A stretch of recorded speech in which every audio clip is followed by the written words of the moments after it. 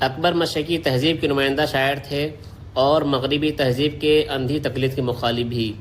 طنز و مزاح کے پردے میں اپنی نظموں کے ذریعے قومی شعور کی بیداری اور اصلاح کا فریضہ انجام دیا۔ آئیے اس ویڈیو میں ناقدین ادب کی رائے اور ان کے مشہور نظموں کے نام یاد کرتے ہیں۔ اکبر الہ آبادی کو مزاحیہ شاعری میں انفرادیت حاصل ہے۔ اکبر کا قول ہے شاید معنی نے اوڑھا ہے ظرافت کا لحاف، گویا انہوں نے خود اپنی ظرافت کا اقرار کیا ہے۔ شمس الرحمن فاروقی کے مطابق اکبر کی شاعری میں اردو زبان کا استعمال زیادہ ہے۔ رشید احمد صدیقی کے مطابق اکبر کی نظر قوم کی میراث پر بھی تھی اور قوم کی تقدیر پر بھی تھی۔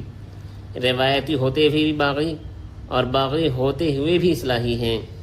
اکبر کی شاعری میں مشرقی تہذیب کی نمائندگی ہے۔ ظرافت کے لیے شیخ بدھو جمن اونٹ اور گائے جیسے الفاظ کا استعمال کیا۔ اکبر کی مشہور نظموں میں برق کلیسا، فرضی لطیفہ، تعلیمی نسواں، پانی کا بہاؤ، مستقبل، مدرسہ علی گڑھ، جلوہ دربار دہلی، گاندھی نامہ، نئی اور پرانی روشنی کی مکالمت وغیرہ شامل ہیں۔